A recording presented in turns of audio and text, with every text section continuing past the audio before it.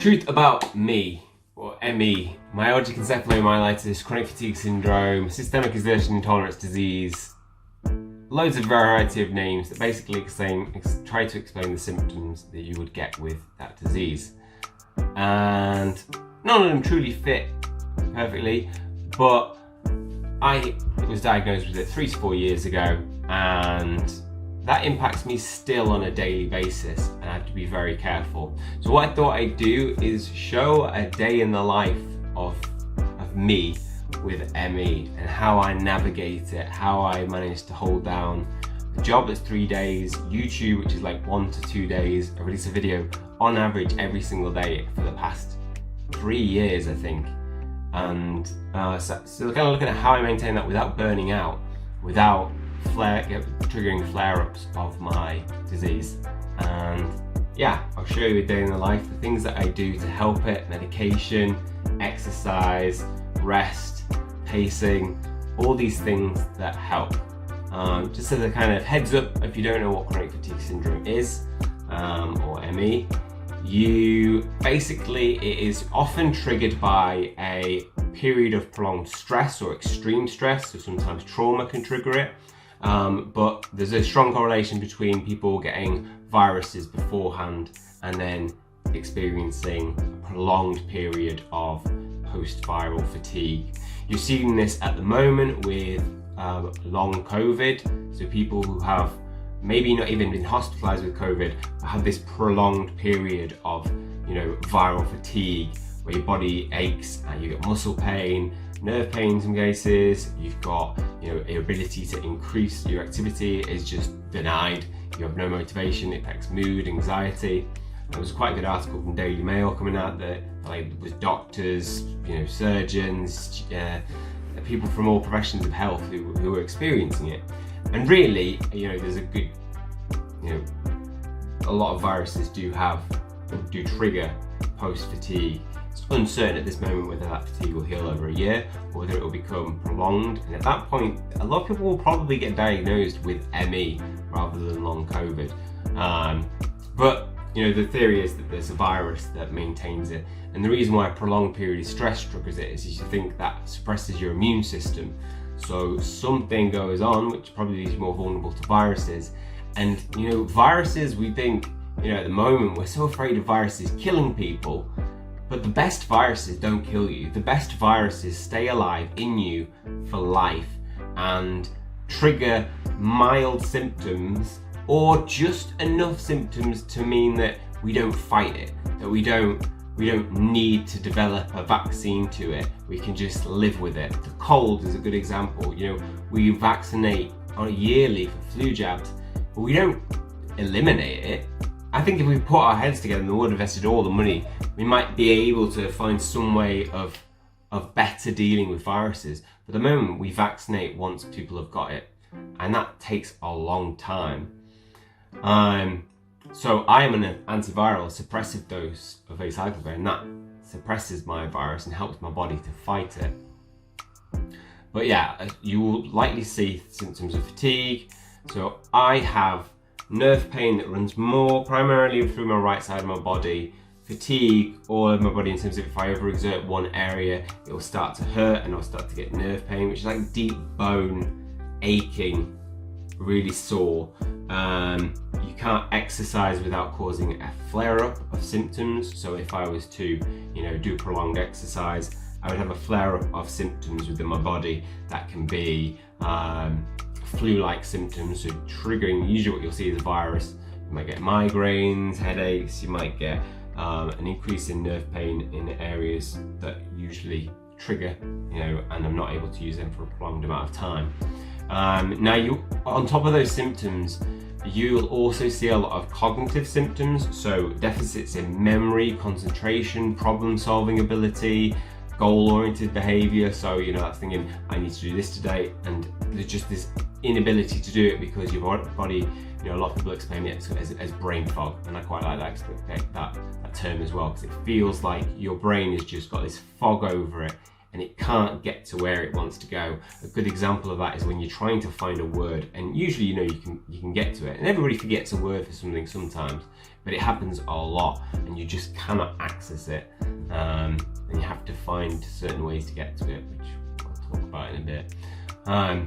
So a lot of cognitive symptoms, depression and anxiety, are very common in it because your body is under chronic stress, which activates the sympathetic nervous system, which means you're triggering an increase in cortisol, which is bad for your body in high doses for a prolonged amount of time, suppresses the immune system further.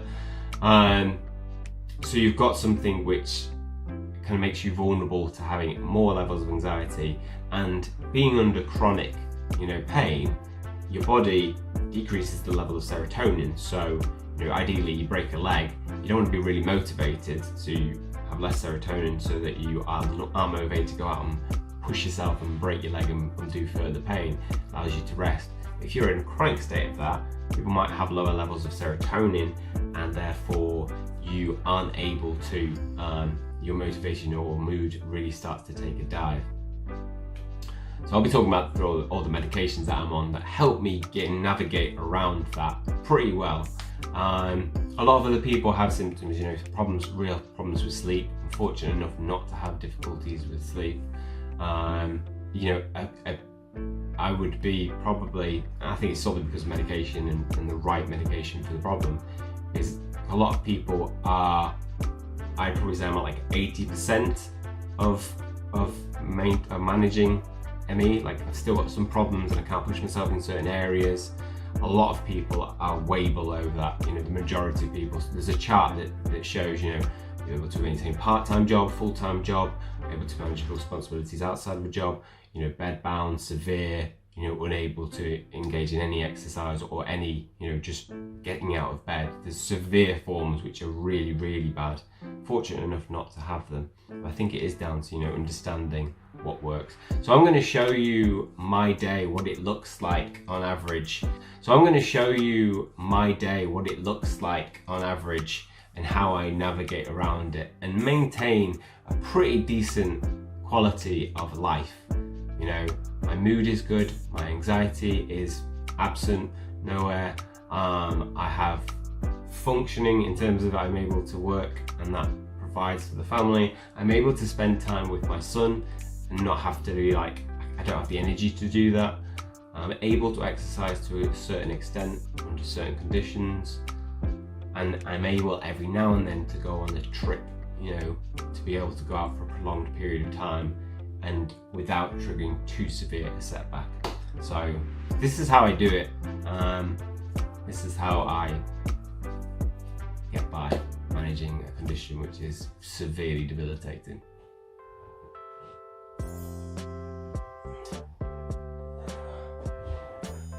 So exercising is very, very tricky in ME/CFS because it's a very delicate balance. If you do too much, you will trigger what's called post-exertion malaise, which is where you don't feel better after exercise. You get a period where you are more severely fatigued following that period of exercise.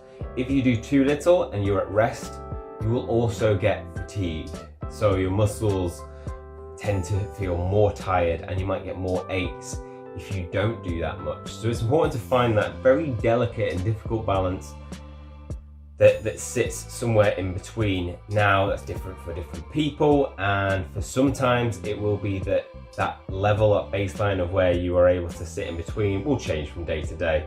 So you're constantly having to react to, if I get a bug, I'm going to have to decrease my level of activity, exercise. If I have a particularly busy day, again, have to react to it. So not always going to be some consistent level of activity. Some people practice what's called graded exercise, which is where you gradually build up your exercise. And I don't believe and subscribe to that. I engage in what's called reactive exercise. So where you try and build up in areas, but you react, and so it's more like built like this. If I think what I used to be able to do, it used to be very little, and if I did too much, it would cause a setback, so I'd react to that. And gradually building it up over time, that's taken like a year to be able to do the exercise that I do each day and be able to engage in some some very minor prolonged exercise. So there is one thing that I try and stick to within practicing exercise, is that you have two forms of respiration. So one is called anaerobic, and that's that really quick boost of energy, gives you that, it makes use of all your glucose, so your sugars, and uses that to provide energy towards your muscles. Now the other form is called anaerobic, and this is for when you start to engage in prolonged exercise. So your sprinters that do 100 meters, they'll be very much relying on anaerobic respiration to do that. When you're running a marathon, you start to rely on, your body goes into anaerobic respiration because those sugars get used up and you need to rely on other sources. So that's things like carbohydrates and breaking down fats to give you that energy. Now, this is very energy efficient, gives you lots of energy in terms of the forms of what's called adenotriphosphate. So that's the kind of the energy for our muscles and body. This is it's energy efficient, but way less energy efficient than this.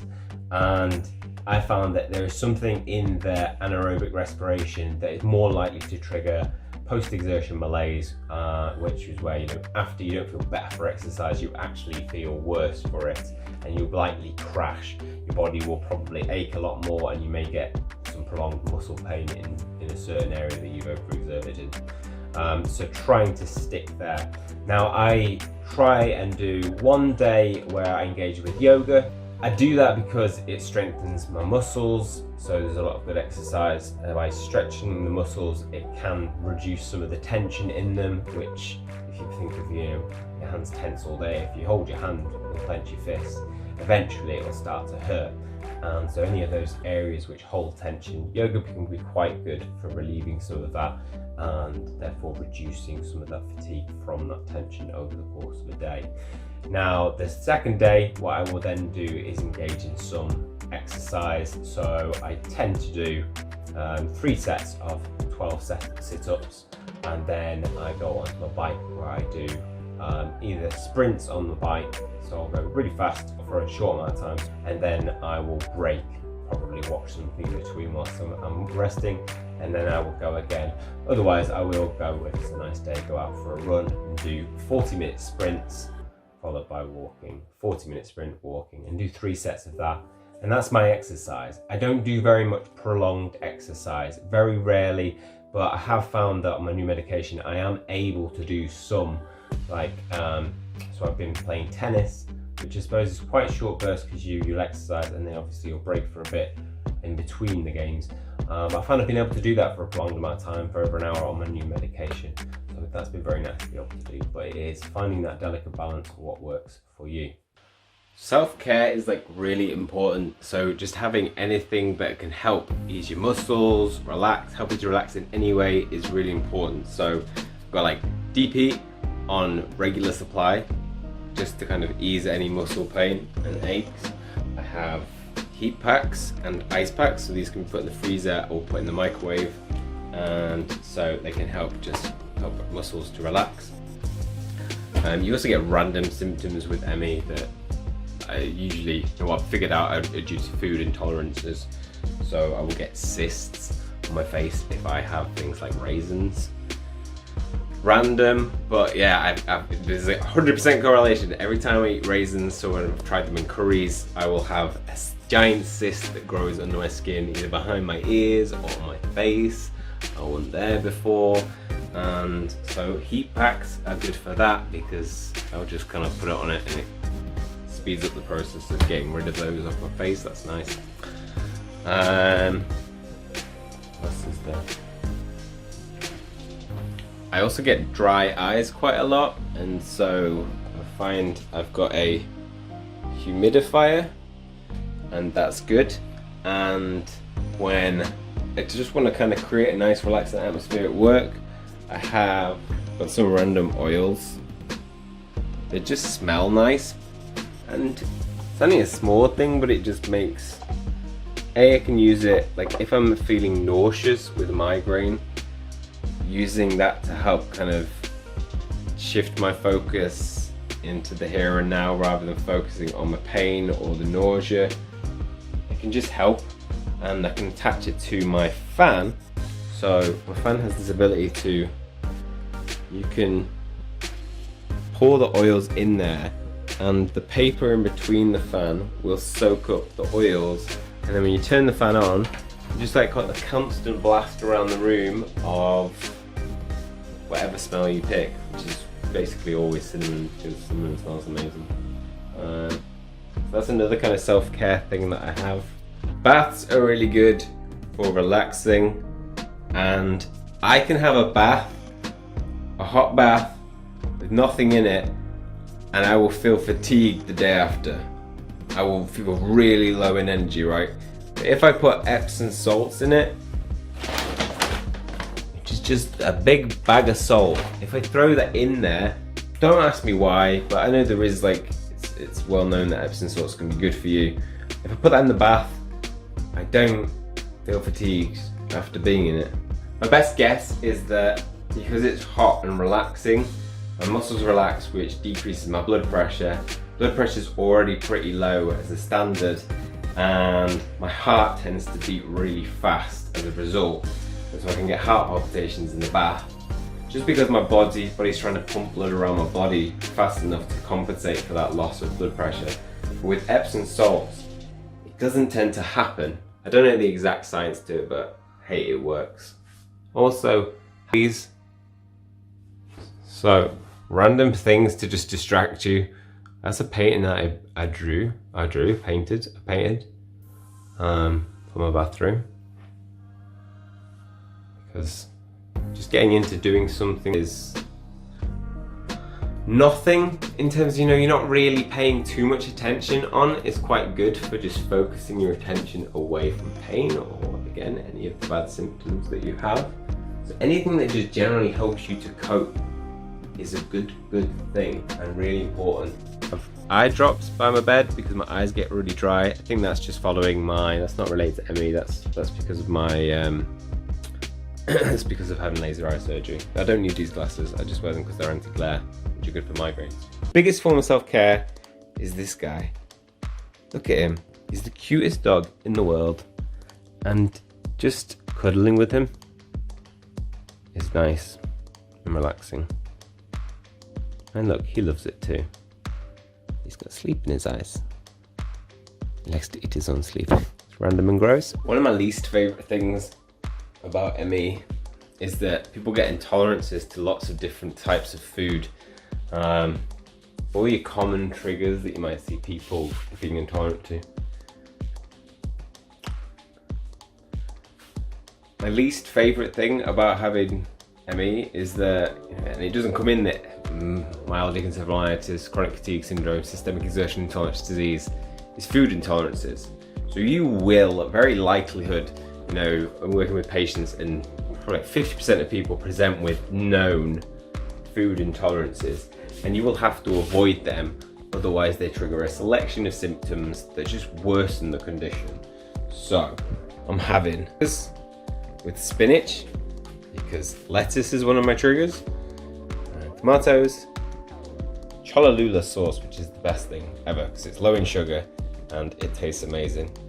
So it's chipotle, and then we have gluten-free bread. So the things that I try to avoid are lactose, dairy, gluten, sugar, and also I stick to a low FODMAP diet, which is a diet for irritable bowel syndrome. So I used to have that, but sticking to that, you avoid things like onions and garlics, typical triggers that can trigger things like bloating, stomach cramps. But as soon as I started that diet, I had no problems at all. The sugar is a hard thing to avoid because sugar's in pretty much everything and it's in high doses. So I try to stick to, throughout my day, trying to have nothing that is above 10 grams of sugar. I think the levels of sugar cause a spike and my body doesn't like extremes, so an increase in blood sugar. So finding alternatives that taste good is very, very difficult, but pure oaty, which is pure oats, no added sugars, no sweeteners, is amazing for a cup of tea. Amazing. And it has no dairy and it has no lactose. Almond no sugars, to have something that has zero sugars in it, which is very good. And then my one treat for the day is my lunch. So I have coconut milk with the best cereal ever. I've run out. Maize Sunrise, gluten-free. It has a very low sugar count, so per 30 grams of serving has 3.9 grams of sugar, which is really good for breakfast, because if you compare that to some of the things like my son has, Rice Krispies, you're getting, that's very good actually, 2.4. It's actually lower. maybe what I'm having is high. And you got, let's say Crunchy Nut. Crunchy Nut has 11 grams of sugar for 30 grams of serving. Yeah. So finding something that I can have a fair amount of with a low sugar is a really important thing. We've got things like dairy-free and lactose-free butter. Spinach instead of lettuce is good. Cholula sauce. Cholula hot sauce. It's like heaven. Look at that. 0 sugars. Less than 0.3 sugars. 3 grams of sugar. And it just tastes so good. It's so sweet for something that has no sugar in it, basically. And that's it. And there's my medication. We'll look at that in a minute. Really important thing to do in between everything that you do is rest.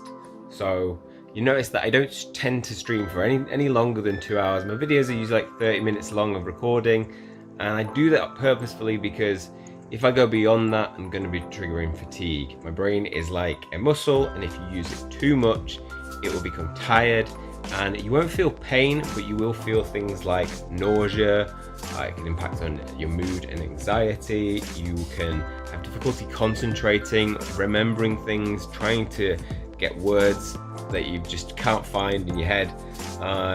All those things start to trigger more if you overexert your mind, and therefore it's important in between everything you have some period of rest. Remember that everything that you do requires energy. Just staring at something, talking requires energy to be able to create that sound, to be able to interpret what you can see. And therefore it's really important sometimes to just shut that off. So sometimes just being quiet, with nothing going on around you, takes away some of that demand. If you are in a flare-up, you'll know you'll become pretty sensitive to things like sound, things like light. They become quite overwhelming and tiring. But doing things like closing your eyes and just not doing anything, which is boring and hard to do sometimes, but it's so important to have that in between the things that you do, so that you can have some time of rest, giving you the energy to then be able to go on to do something else. And I try and do that throughout my day. I never do it perfectly, but trying to do something. Like I've done some recording, I'm doing some recording now, made my lunch, I'm now going to sit and watch some Better Call Saul, which I've got recently, and rest and watch an episode for 40 minutes, and then I'm going to get up and do something else. Hovering around because he knows what's happening. There ain't no burgers down there. Are you trying to find some burgers down there? Hey? Beautiful dog.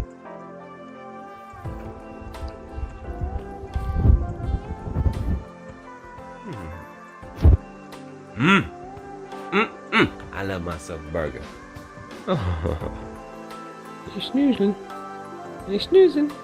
Get out once a day as well for a little bit of exercise.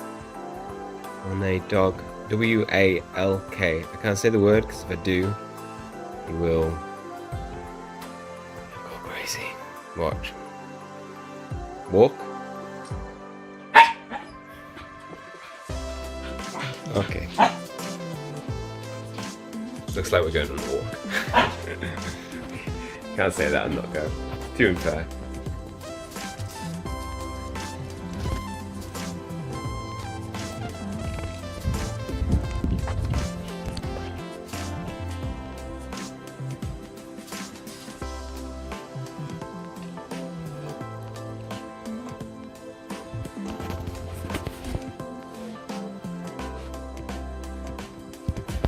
And we're back.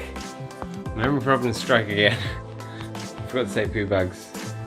But that's alright. Your memory fades, just rely on something else. Whatever's around you. So there's a lump of grass. saved the day. That happens on a regular basis. You just got to laugh when you forget things and put things in the wrong places and walk into rooms and don't know why you walked into the room. It's just part of it. You can only laugh. Now, another important thing, is tea. So Yorkshire tea is the only tea you should be drinking. From Yorkshire, it's the best tea. Decaf, because another thing that my body doesn't like, caffeine. It's a stimulant, raises your heart rate. You just can't get away with that. It's taking a while to find it. A good cup of tea. We've got 4 sweeteners. 4 sweeteners of which don't trigger any symptoms. Some sweeteners do. Aspartame, methylsulfame K, those things don't tend to go well. Anything with an ol on the end, maltitol, sorbitol. It's taken about a year, 2 years to figure out exactly like what are the things that I'm intolerant to. And the only way to test it is by adding it into your diet, taking it out of your diet, add it into your diet. Whilst not changing anything else and just seeing what the symptoms are, whether they change. Right, now for the most important thing in managing it. So all in all, together I have 3 days of work. So they are, my hours are 9 to 7:30, and that's a reasonable adjustment that was made so that I could have breaks throughout the day and pace things out. So I usually I see 5 clients a day, and I will do an hour session, probably have an hour break, hour session, have an hour break, hour session. And that works for me. Doing it into a 9 to 5, you just don't get the rest breaks and your brain just gone by the end of the day. So that works perfectly for me. The 3 days are scattered, so Monday, Wednesday, Thursday I'm working. It gives me today's Tuesday, it's my rest day, and then Friday is also my rest day. On those days, throughout the week, I do most of my videos for YouTube, which probably takes about a day, maybe to 2 days. And that's quite a lot. I've looked at my YouTube and I release a video every single day, more than once every day, one video every single day. 365 days, that's 365 videos. It's a lot. But then how have I been able to function at that level? It's a combination of everything, diet, medication, exercise, rest, self-care, doing things that are good for you, hobbies, things that are meaningful, spending time with loved ones, everything, all of that together, how support from loved ones. That's what works. It doesn't completely alleviate the symptoms, but it makes them a hell of a lot better. So I am currently on a 0 pain day. No pain at all. And usually it's my right arm that gets affected.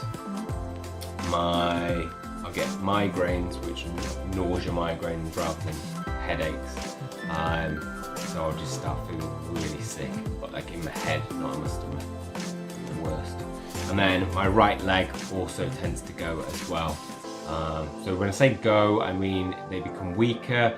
Like if I'm typing on a keyboard, right now today I could type for an hour and I wouldn't have any pain.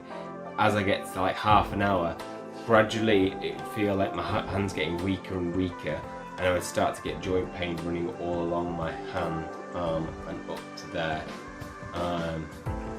But I don't really get that anymore because I pace, but also because of medication. So prepare yourself. There's a lot of medication. This is what I use to remain a functioning person. I would say at the moment to maintain proper functioning to a certain degree. So let's go through everything what I take, and I'll tell you why I take some of them. So we have my pill pot, which is necessary because I will forget. If I don't have this, I will take medication, go upstairs, and then forget whether I've taken it or not. So have the decision then whether to miss the medication or double dose. So that's massively important. Starting off, let's start with just vitamins. So I have a lot of vitamins, some things that I feel they have their reasoning. So vitamin B12, I started taking that because it's meant for good thyroid function. which I have had an overactive thyroid and underactive thyroid. So I take that on a daily basis. I have Deluxe 3000 vitamin D. So vitamin D is good for your immune system, and I take a spray of that. And that one tastes like mint. So I always look forward to them in the morning. I started trying to take bioflavonoids complex with vitamin C, rose hips and rutin, which is meant to be good for dealing with oxidative stress. So free radicals, if you know what they are. It's meant to be helpful for that. And I've seen a lot of people it's helped. The only problem is it's got a ton of vitamin C in. And if I have vitamin C, it triggers my acid reflux. And iron, 14 milligrams, I take one of them every 3 of them a day. So one in the morning, one in lunch, one in the afternoon. Then when it comes to medication, it gets a little bit more complex. These are the things that massively help. So let's start with where I was first diagnosed and given a regimen of medication. So I'd already started on citalopram because at that point I was pushing and my brain was so fatigued and my mood was crap. You know, life was great, but it didn't have any, like you don't really have as much positive emotion, you have a lot of negative emotion. So it sucked. So I started taking citalopram and that really helped the mood, but that's when, around the time when I was pushing physically, and that's when my arm was completely gone. And so I was on citalopram and that was helping with my mood. I didn't have any mood problems ever since I started taking that. And then I was prescribed amitriptyline by my my endocrinologist, who was the person who identified that there was a virus that was chronic in my body. I'll tell you a bit about that in a minute. So 4 of 10 milligrams every evening. That's meant to be for nerve pain. It's also an antidepressant, but doesn't really have that much of an effect. Don't notice any change on it. But it's also for nerve pain. And I'm not sure the effectiveness of it in terms of nerve pain, because I didn't feel any change in terms of nerve pain when I started that. At that point my hand was barely usable. I couldn't really do anything with it without triggering a massive setback, which would take a month for my arm to recover. But it does help my migraines. So it stopped the nausea, which was amazing. It's like, thank God. As I say, I've been reducing that recently, and I only had 1 migraine, but that was because I ate sugar. So sugar increases my chances of getting migraine and increases my nerve pain in my arms. When I was first assessed and diagnosed, a battery of tests were done. Loads came back like absolutely normal functioning. There's nothing wrong with you on those levels, but which was very, very disheartening, because it was like, there's something going on. And until I met my endocrinologist, the 4th doctor that I saw, and he said, I think you've got a virus that's active in your body. And he did an antibody test for the virus Epstein-Barr virus, and it showed that I had a high antibody load, suggestive that it was active in my body. What he explains it is what's called chronic Epstein-Barr virus, where it's just chronically active at low levels and your body's trying to suppress it but can't fight it off. Epstein-Barr virus is a very clever virus. It hides in your B cells, I believe, and lays dormant, and then so when you become ill, it then activates and then multiplies and then wreaks havoc on your body. Normally, people can keep that virus suppressed, but my body doesn't, so every couple of months it spikes up again. If I push myself as well, I'm more likely to get a viral trigger. And I get like huge ulcers on in the inside of my mouth, which is suggestive of a virus. But then on top of that, you get fatigue, pain, and generally everything was harder to do. So I went to my GP and showed him some evidence that was suggestive of valacyclovir as a suppressive dose would be good for combating the virus. And he said, there's no way you're getting prescribed that. The tests that I run are done with thousands of people with heart problems, and this is a study of 100 people. And that was disheartening, because it was like, okay, so I looked at I did some heavy research into it, looked at the long-term effects of the drug and showed that it was no more, there's a study that showed that it was no more damaging than aspirin. But it wasn't. I mean, it wasn't able to prescribe it. I think they have to follow legal, treatment protocols that they can only prescribe for. But private doctors can. So I went to see my endocrinologist, and he said, "Have you seen this study about the suppressive dose of valacyclovir?" I was like, yes, thank you. He showed me the study that I had read and presented to the GP, and he said, "Let's try you on acyclovir as a suppressive dose, and 3 months on, 3 months off," and it works amazing for me. I get no ulcers whilst I'm on it.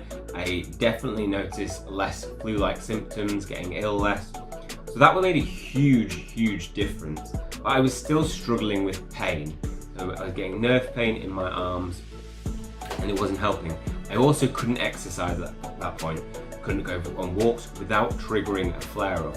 So it was really hard to get any consistent training in, exercise-wise, because I would do 5 days, and then I would just crash, and then my arm would be wrecking. And if I ever pushed further, the pain would get worse and worse and take longer to recover. A lot of the problems in I think ME/CFS is not that you get pain. I think people can become tolerant of pain. It's the fear of the pain getting worse and never healing again, which is more damaging and scary, I think. So I went to my GP and said, okay, is there anything I can prescribe for this? So I started on gabapentin, looked at research, said you need to go over 2,100 milligrams to be able to have an impact on nerve pain. Built up to that, and boom, I was able to exercise again. I started exercising, and I was noticing I would get less flare-ups after, it would trigger less setbacks in terms of pain, and I could exercise again. Pain was about a consistent 4 to 5, but it didn't go into those 6, 7, 8, 9, 10s, which made it a lot more manageable. And I was on that for about a year, until I got sick of it. I was so sick of being in pain and not being able to do some of the things like I want to do. Like some of the gaming now that I do, Mario Kart or I would never have been able to play that on just gabapentin alone, because I would just get fatigued very, very quickly. If you're using the same thing again and again, like thumb back and forth, I'd be in pain. And I got sick of it. And so I did my own research into what has been effective. I looked online of similar people with it and what they found effective, until I found a drug called word finding difficulties. The drug is called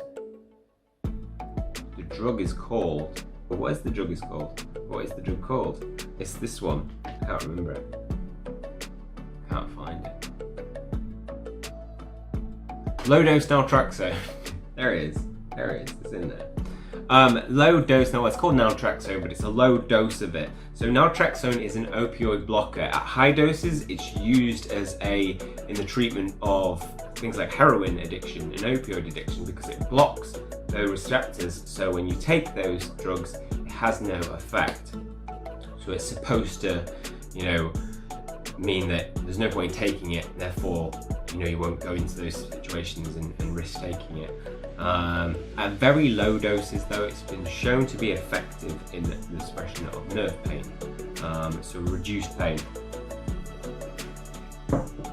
And I started myself on that, building up to the effective dose, and it's the best drug in the world. It's the best drug in the world for myalgia, for pain in the nerves. Just honestly could not rate it higher.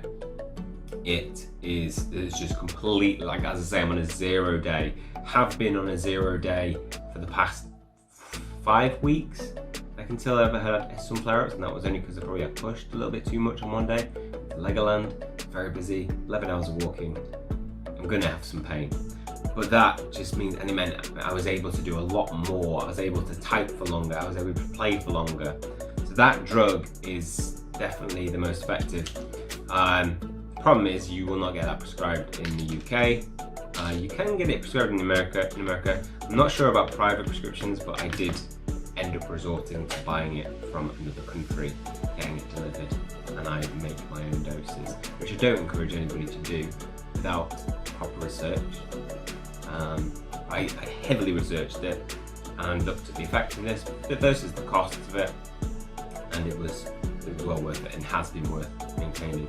No side effects with it. In the early days when you first start taking it, it creates nightmares. You have a lot more nightmares, quite emotionally vivid dreams, which is alright. You get through that and then everything settles down and you have no pain, which is amazing and helps me to maintain things. And as you can see, there's a lot of random stuff. So I'm constantly, I think one of the things that keeps me going in terms of managing the symptoms is trying new stuff out. You know, looking at different vitamins, looking into like future research and seeing that, okay, so now there's some evidence that there's a gene with it that they've identified.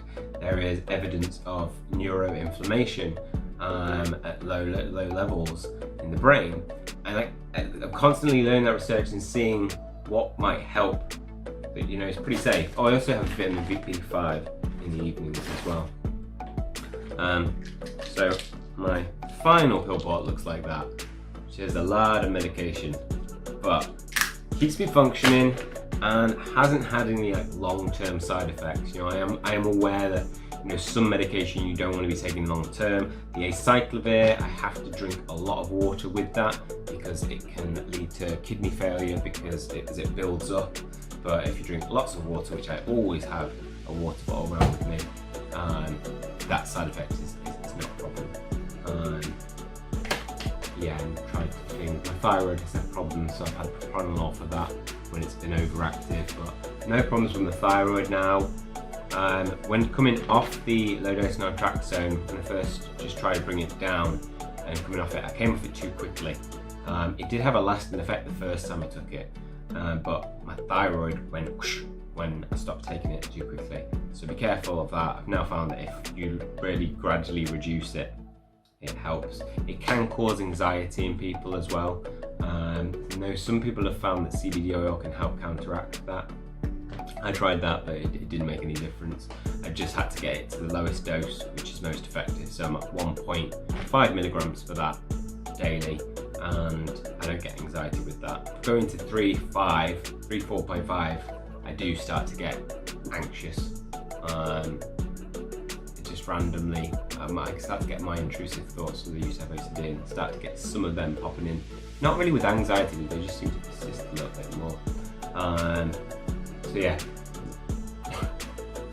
So that's one thing to weigh up. Every single medication has to be like a cost-benefit analysis of seeing whether the side effects outweigh the gains, and you've got to think what works for you. All this medication works for me, it won't work for different people because our bodies react very differently to different medications. People find amitriptyline very, very likely to trigger quite a drowsy impact, but it doesn't have that effect on me. Like I say, different people, different things work. And that's everything really. Hopefully you guys have enjoyed a little sneak peek into my day-to-day life, and it's giving you some insight of what goes on behind the scenes. Apart from that is all for this one. If you have enjoyed the video, please leave a like on the video. It always helps the channel out. Hit subscribe if you keep up to date with future content. That is all for this one. See you guys soon.